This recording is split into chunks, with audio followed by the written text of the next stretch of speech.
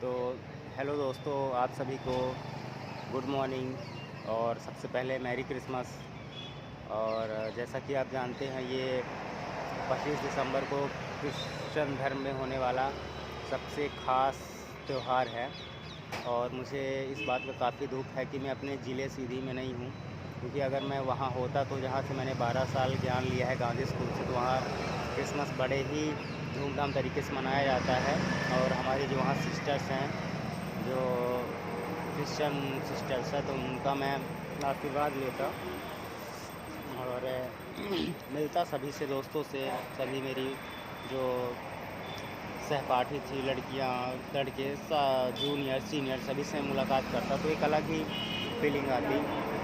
तो क्या करूँ, मेडिकल पर्पज़ से मैं अभी यहाँ हूँ गुजरात में, तो पॉसिबल नहीं है। मैं अब रीवा पहुँचूँगा अपने क्षेत्र में परसों 27 तारीख को।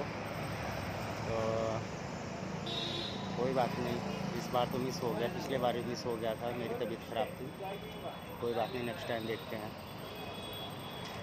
तो जैसा कि आपको मैंने बताया था कि मैं भी गुजरात में हूँ। अब कल यहाँ से निकलूँगा शाम को। मेरी ट्रेन बड़ोदरा से है, तो पहले मुझे यहाँ से 50 किलोमीटर दूर बड़ोदरा जाना पड़ेगा।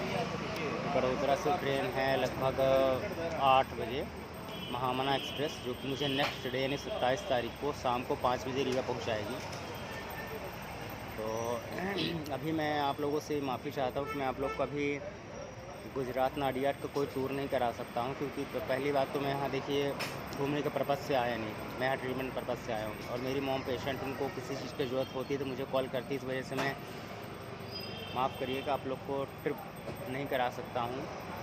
और दूसरी बात, मेरे पास कोई व्हीकल की सुविधा नहीं है। और यहाँ पर रेंट पे बाइक यहाँ पे नहीं मिलती है, आनंद में मिलती है। एक आनंद एक सिटी है, तो वहाँ पे मिलते हैं, जो कि यहाँ से 25 किलोमीटर दूर है। तो मैं जाने वाला नहीं हूँ। आसपास होता 2-4-10 किलोमीटर में तो चला जाता, 25 किलोमीटर दूर मैं नहीं जाऊँगा।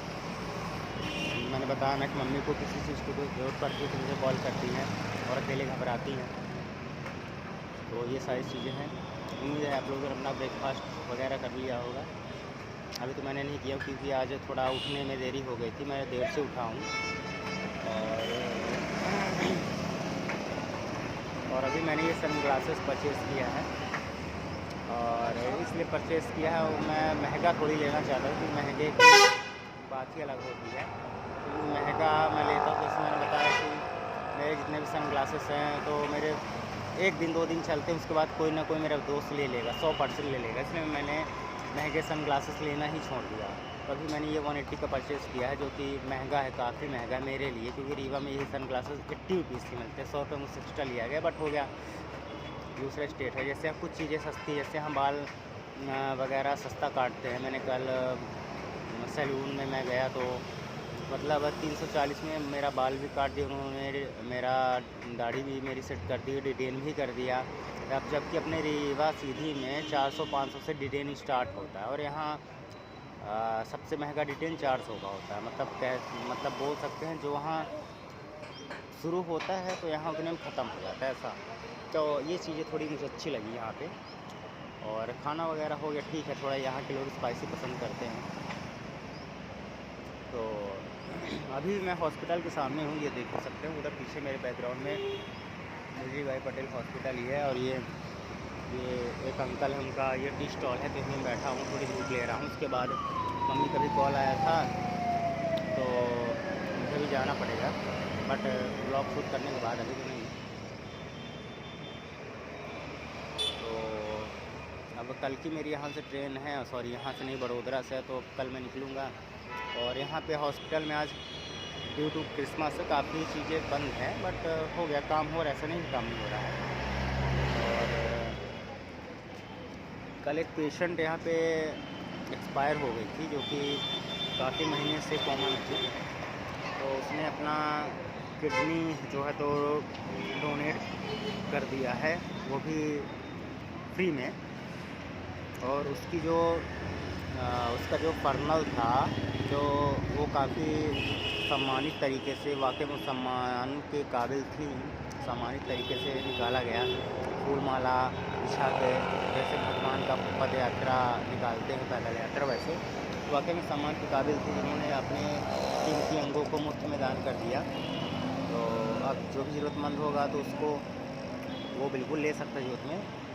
तो मेरा भी यही कोशिश रहेगा, अब मम्मी पापा से पहले परमिशन ले लूँ, क्योंकि जो मेरा शरीर है तो मेरे माता पिता की देन है। तो जब वो मुझे परमिशन दे देंगे तब ज़रूर मैं भी अपने अंगों को डोनेट कर दूँगा, क्योंकि देखते हैं, मेरी मम्मी तो इस विचारधारा की नहीं है, मेरे पापा ज़रूर है। मैं पापा से परमिशन लूँगा, पूछूँगा कि मैं मरने के बाद अपने अंगों को मैं डोनेट करना चाहता हूँ, तो किसी के काम में आ जाए। और मेरे अंग अगर किसी काम में आएंगे तो मुझे बहुत अच्छा लगेगा, मेरा हृदय जो भी चीज़ें हैं। बट ये हो गया बात की बात है, अभी तो मैं काफ़ी जीना चाहता हूँ, खुद के लिए नहीं, सिर्फ अपनी माँ के लिए, क्योंकि मुझे माँ का ट्रीटमेंट करवाने आना पड़ता है। और आना पड़ता है नहीं, मैं आता हूँ, अपनी इच्छा से आता हूँ। बट बस एक चीज़ें बुरी लगती है कि मेरी माँ मेरे ऊपर ट्रस्ट नहीं करती है। कल ऐसे मैंने दवाई परचेज़ की तो वो 18,000 की दी है मेरी माँ। अब उसने मैंने बोला था कि 2.5 मंथ की देना सारी टैबलेट्स, सुबोसिस को छोड़ के, सुबोसिस 2 मंथ की देना है, तो उसने सुबोसिस को भी 3 मंथ के लिए दे दिया था, 2.5 मंथ के लिए। तो मैं थोड़ी दोबारा से वो करवाने गया था, तो मेरी माँ हो गया कुछ भी मैटर हल्ला करने लगती थी। वैसे मुझे थोड़ी तकलीफ़ होती है कि यार जब आपको ट्रस्ट नहीं हो तो मेरे साथ क्यों आते हो, पापा के साथ आओ। हालांकि रिजर्वेशन पापा का था, बट उनका कुछ गवर्नमेंट का काम था तो नहीं आ पाए। तो जब आप किसी के साथ आते हो तो बिहेवियर आपका अच्छा रहना चाहिए। तो थोड़ा क्या है कि चीज़ें बुरी नहीं लगती हैं, ऐसी बात है।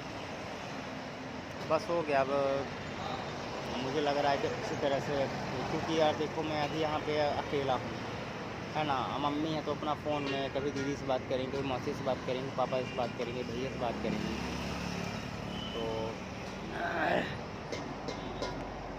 क्या है कि अकेला हूँ। तो अभी कल एक ऑटो वाले से दोस्ती हुई है, तो वो भी अभी शायद 10 बजे तक आएगा। तो वो मुझे हो गया नाडियाड घुमाया, लेकिन पता है ना, यहाँ लोग only friendship for money, no one can understand anyone soul feelings, कि चलो ठीक है बाहर ही हैं, मतलब ठीक है पैसा आप लो, मैं नहीं कर रहा मुझे फ्री में घुमाओ। लेकिन यार बताओ मुझे, अब उन्होंने मुझे खुद बताया कि उनका ऑटो 40 का एवरेज देता है। मैं कहता हूँ चलो 40 का एवरेज देता है तो आप मुझे 10 किलोमीटर ले गए तो आपका आधा लीटर भी पेट्रोल खपत नहीं हुआ, उतने में आप मुझसे 200 ले रहे हो, हैं 100 रुपये लोग उचित हैं। तो यहाँ सब ना पैसे के भूखे हैं, सबको पैसा चाहिए। पैसे दोगे तो दोस्ती बढ़ेगी, प्यार बढ़ेगा, सम्मान बढ़ेगा। पैसे नहीं दोगे तो कुछ भी नहीं। लेकिन हो गया, पैसे लेके ना आप जाने वाले हो ना मैं जाने वाला हूँ। काम आएगा तो सिर्फ इंसानियत काम आएगी।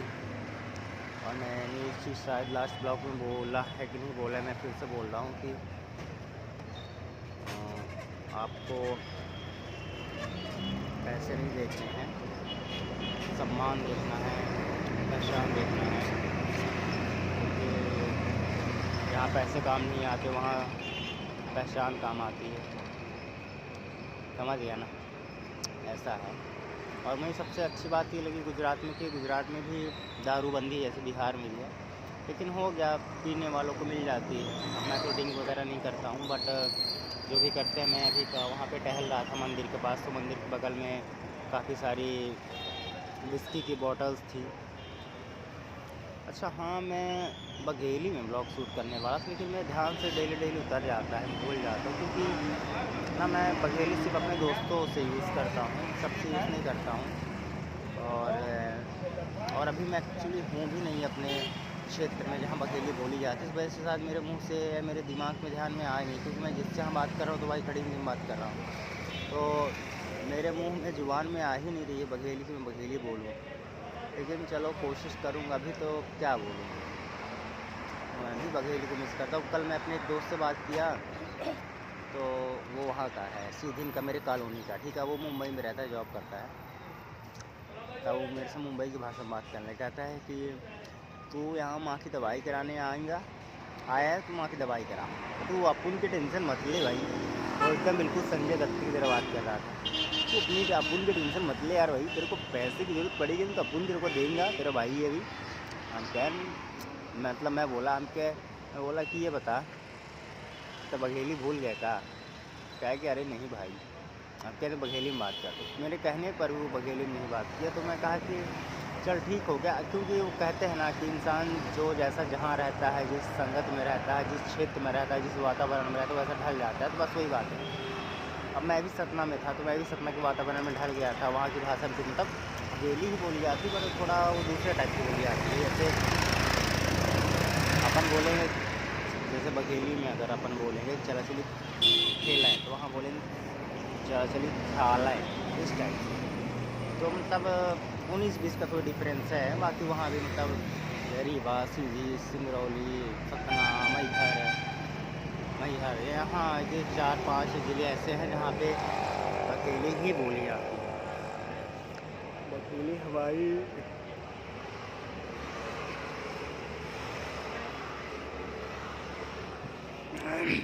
बघेली हमारी विंध्य क्षेत्र की मातृभाषा है।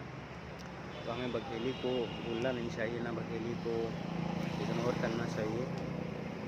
जो भी है, जैसे बचपन से हम बघेली बोल, हमारे घर में बोली जाती है बघेली। बघेली भाषा जो है, तो